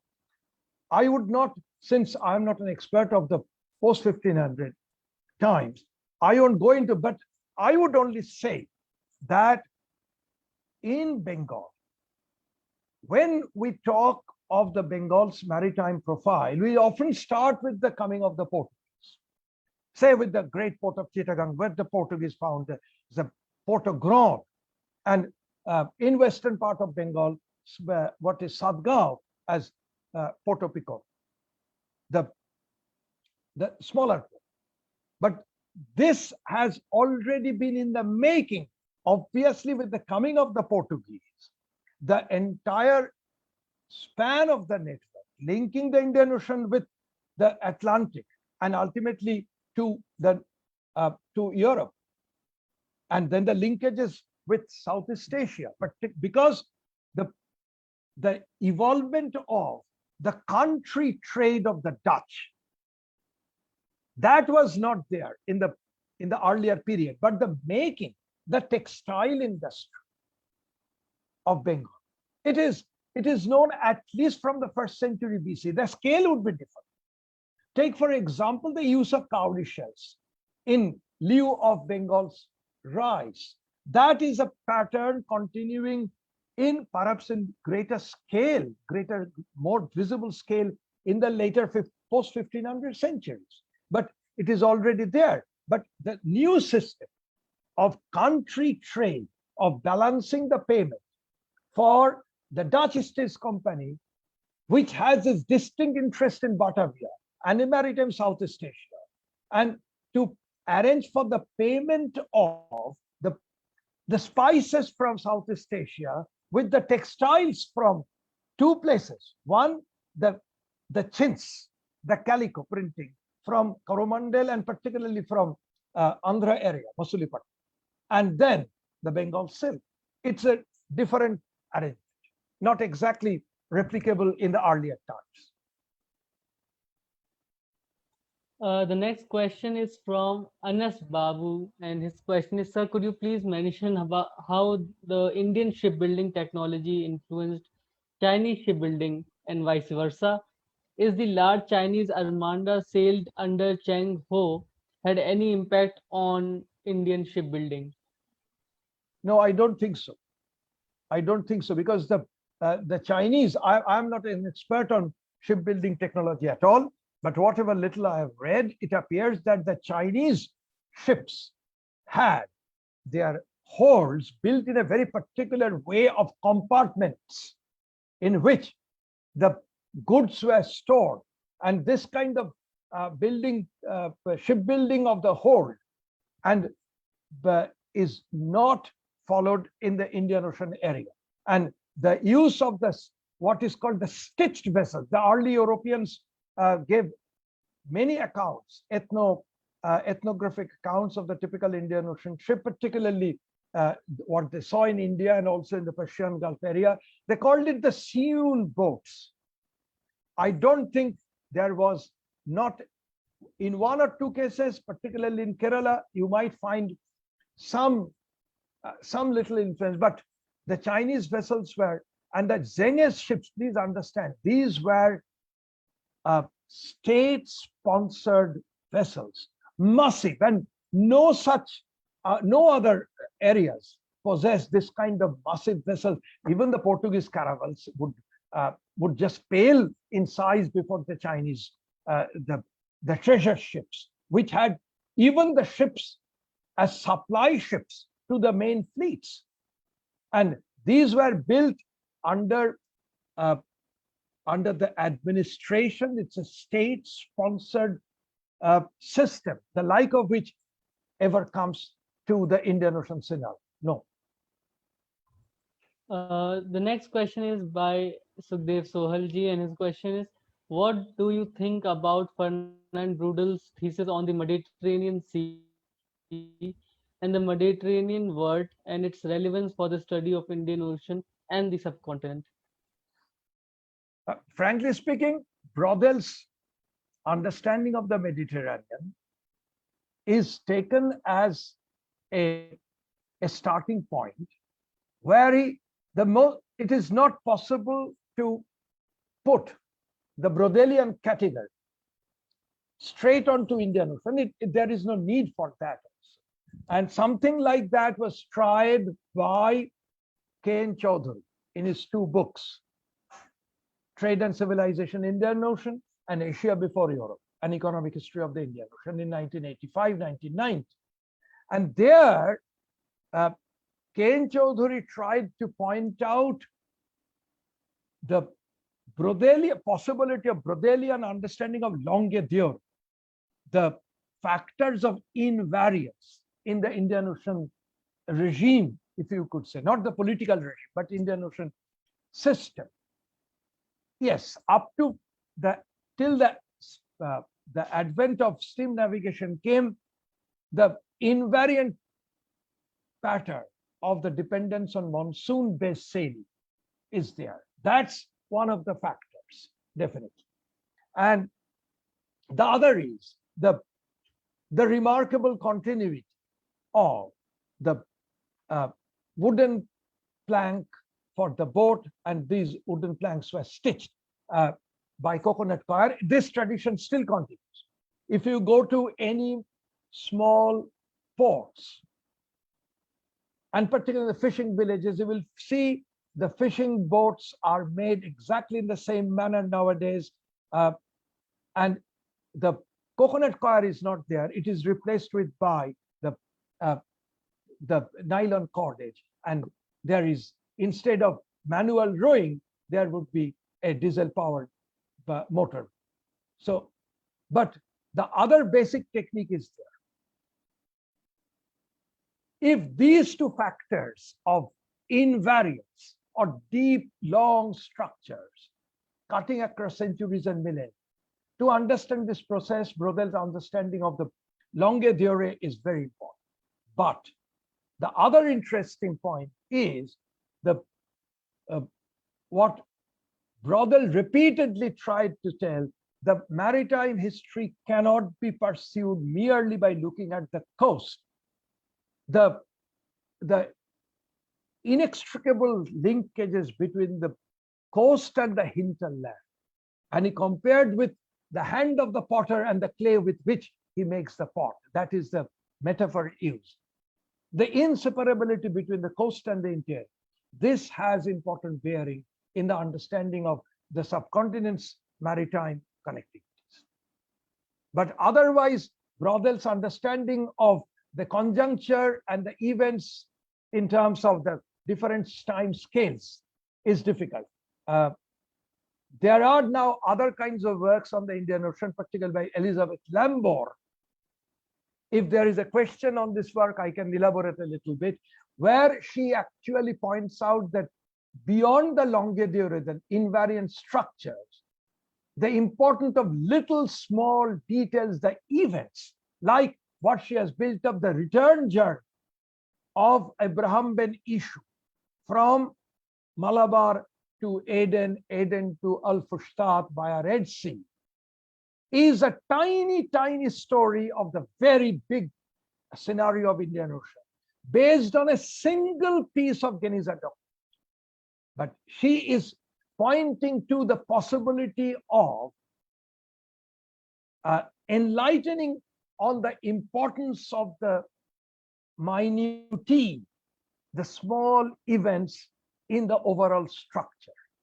That's a separate point. I won't elaborate, but if there is a question, I'd be very happy to talk about this work. It's a fascinating book written by Elizabeth Lambert, Abraham's Luggage.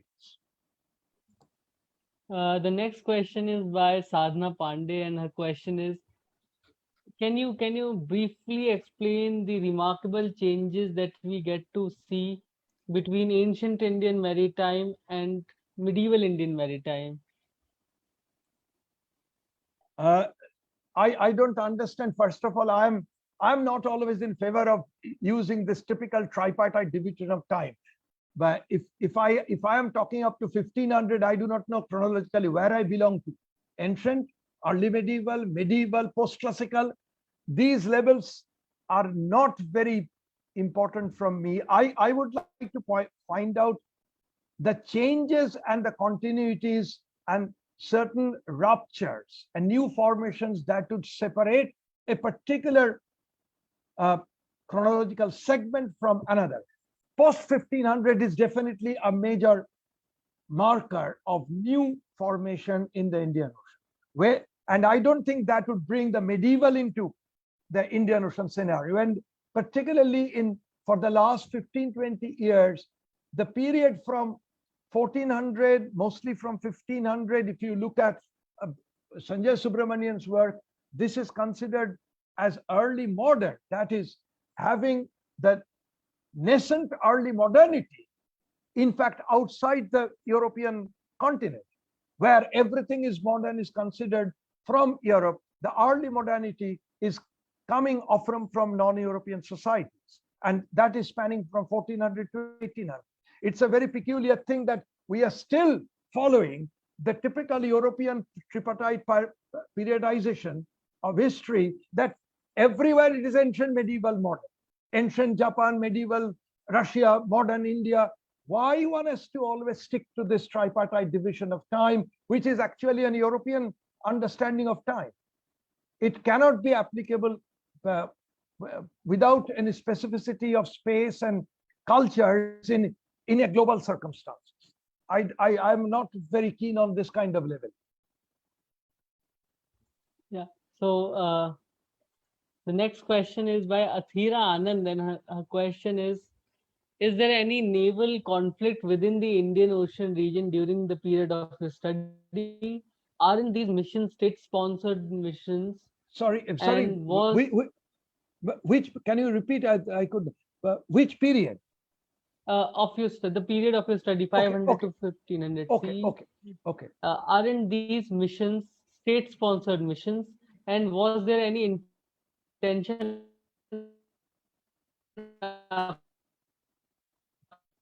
apart from trade? There are not many, I have to say. Very few cases are there. In the typical Indian Ocean zone. One case is captured in a typical Geniza letter of 1135. Someone is writing from Aden to Abraham bin Iju of a disturbed condition at the port of Aden, which was under siege by a naval expedition from the Sultan of Kish. From Persian Gulf area, he sent a number of ships that put a naval blockade at the outskirts of the port of Aden. It proved some difficulty, obstacles, obviously some sense of fear, including fear in the mind of the writer who was there in the port of Aden. But he also says that this blockade was broken not by any military expedition from Aden or any other political powers in that area. Actually, two ships of a very prominent ship-owning merchant, Ramesh of Siraf. He used to have his ships flying from Siraf into greater parts of the Indian Ocean, including he repeatedly visited. He broke through that cordon. And then some ships from Aden Sultan drove the flotilla from the Sultan of Kish. The important point is this description is very accurately given in the business letters. It was first edited by Goitein. It has been commented upon by various other scholars, including in recent times by Roxani Eleni Margaret. Is it typical a symbol of contesting maritime operations by political authority? We have to keep in mind that Kish is an island polity. It depends entirely for its resources on trade and maritime trade.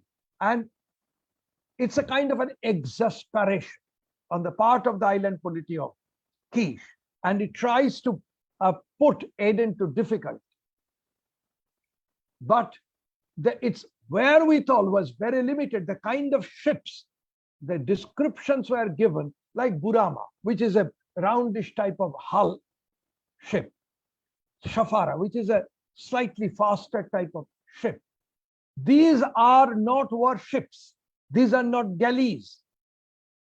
So the wherewithal on the part of the political authorities are very little.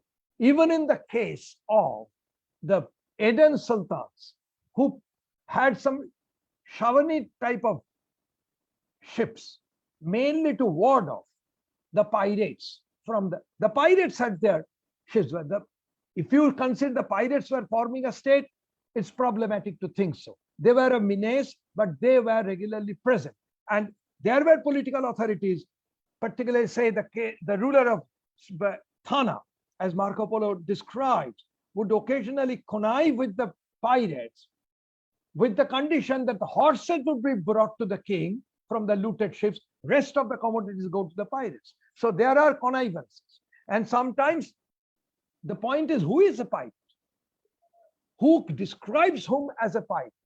The Portuguese were telling the Mapilas as pirates, many as pirates. But from the point of view of the Malabar Muslim merchants, they never imagined that the sea could be a blocked space that you require permission or paper or Carthage to travel in the open sea. So they would like to skirt those restrictions. And it was not possible for the Portuguese to man each and every channel in the Western Indian Ocean, particularly through the Maldives. So they would call them pirates. But before the coming of the Portuguese, very little indication of the state interested in establishing its military and sovereign power and authority over maritime space, like it always does on the case of land.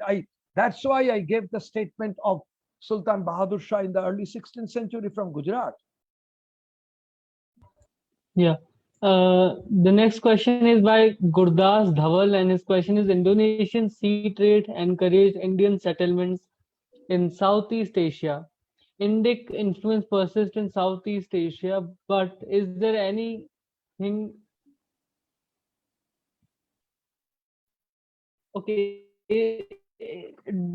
influence in the East Asian part of India?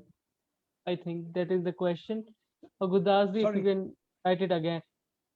I think we couldn't understand the question. So we'll move to the next question. Maybe Gurdas ji can write it again. So this question is by Anas Babu.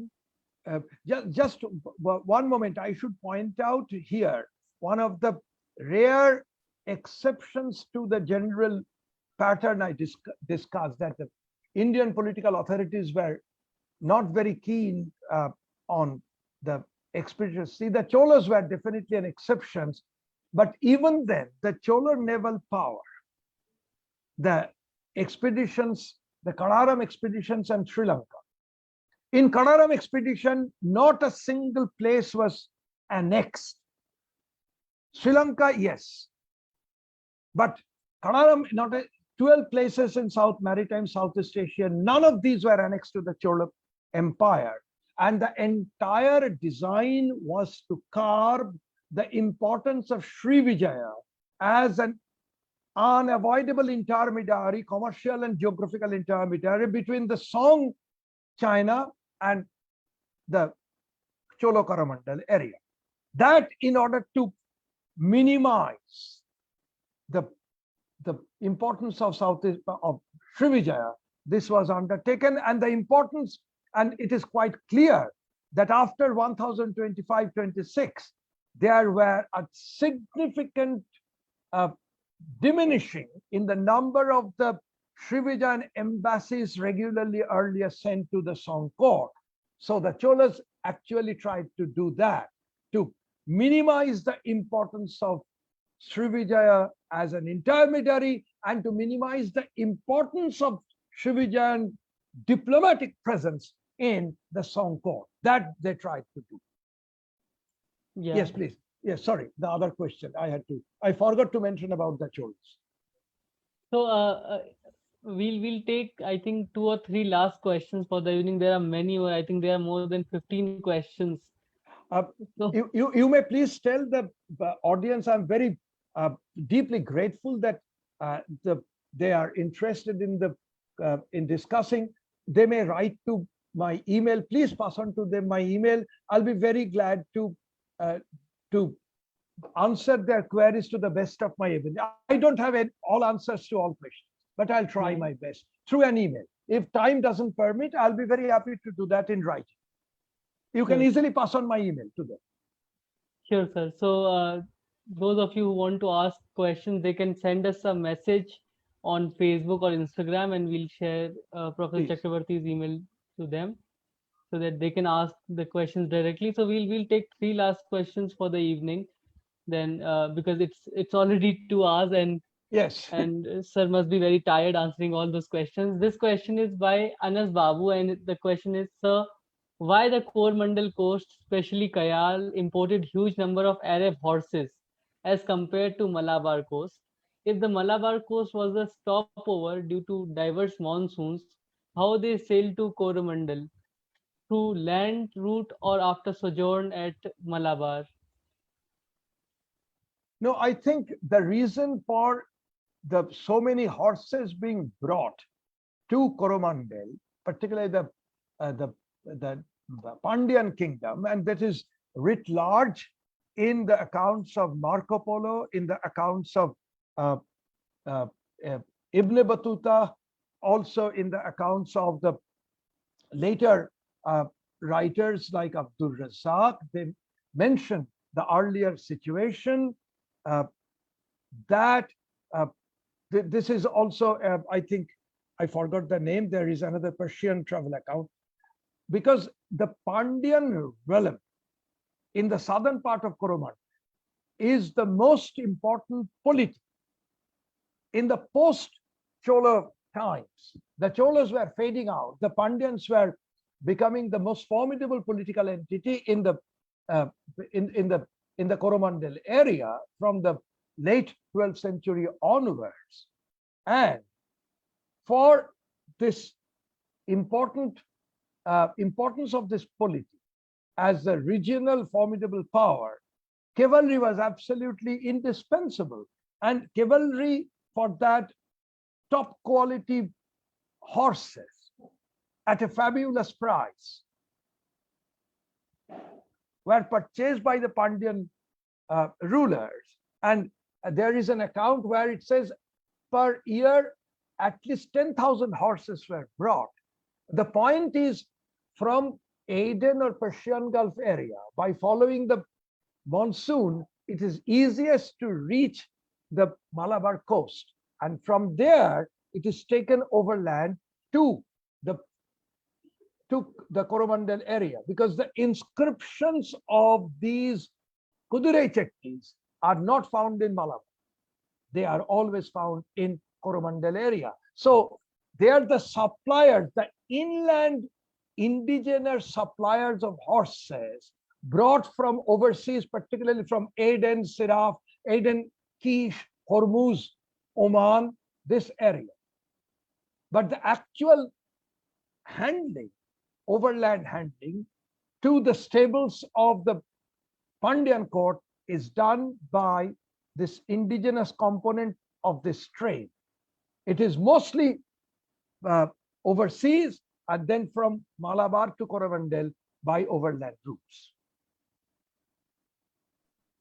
I think the second last question for the evening is by Amir Bazl Khan. His question is, what role, if any, do the maritime cultures along the Makran and Sindh region play in the coastal trade routes between Hormuz and the western Indian coast? Makran, there is the earlier port of Devan, but which ultimately died down after the Ghaznavid raid. The area in the lower Indus Valley, particularly the Indus Delta, it has a number of ports, even what is called later Lahori Bandar, and close to which stands present-day Karachi. The problem in this area is that some of the ports in the Indus Delta, like many other deltaic ports or the estuarine ports in the subcontinent, will be affected by the problem of the shifting of the riverine courses and process of siltation. Particularly in the deltaic area, this is a recurrent problem. So the port sites often shifted. This is one problem. The other is this area always needed not only a commercial hinterland, but also a dynastic hinterland. It will depend the pull of the dynastic power from the interior. And it's because the Makran coast proximity to the eastern Iranian coastal areas, it could be a point of attraction for the ruler, say around Kirman in southeastern parts of Iran. And later, if there are powers which is controlling the upper Indus Valley and the Punjab area, that would like to use the lower Indus Delta Valley and the Indus Delta as a possible outlet to the sea. And in fact, that was tried much earlier, even by rulers, by Alexander in the Macedonian campaigns, also later in the Mughal times. Yeah, so the final question for the evening is by Dr. Sukhdev Sohal, and his question is, what was the method, magnitude, and brutality of piracy in those times? Oh, piracy, the point is we do not get the voice of the pirates. It is known from some other, the sufferers, the victims. And that is there. There are many such stories. Take, for example, in Sanskrit texts like Dandin of Dashakumaracharya. He speaks of such piracy close to the port of Tamaralipta in Bengal. Marco Polo Ibn Battuta speaks of the rampancy of pirates all along the Gujarat Kathiawar coast, almost right up to, they say, it's coming up to the Oman area, the what's called Bawari, and the hapless passengers they would often face. It appears in some cases that the merchants could take armed personnel with them. This is captured in a Geniza letter of the early 12th century, where a Jewish merchant sailing coastal, making a coastal voyage from Malabar, comes up to, he's close to Thana, where his vessel was attacked by pirates. He was, naturally, he suffered a lot. And he writes, he informs his other business friends in Malabar of this terrible mishap. And he also writes that the soldiers that accompanied him on the ship all fled in the face of the pirates. And similarly, some of the Geniza other papers speak of pirates. The role of the pirates is, there is a peculiar belief on parts of the pirates that, particularly in the Indian Ocean area, if a vessel not bound for a particular port accidentally reaches that port, maybe it lost its bearing, maybe it is driven there by terrible storm, by mistake, then if it is not bound for that port, the pirates would consider that this is their legitimate target and would drop it off. This has been mentioned in a number of piratical anecdotes. And that was pretty common in greater parts of the Indian seaboards, both the seaboards. One major exception to this was in Malabar.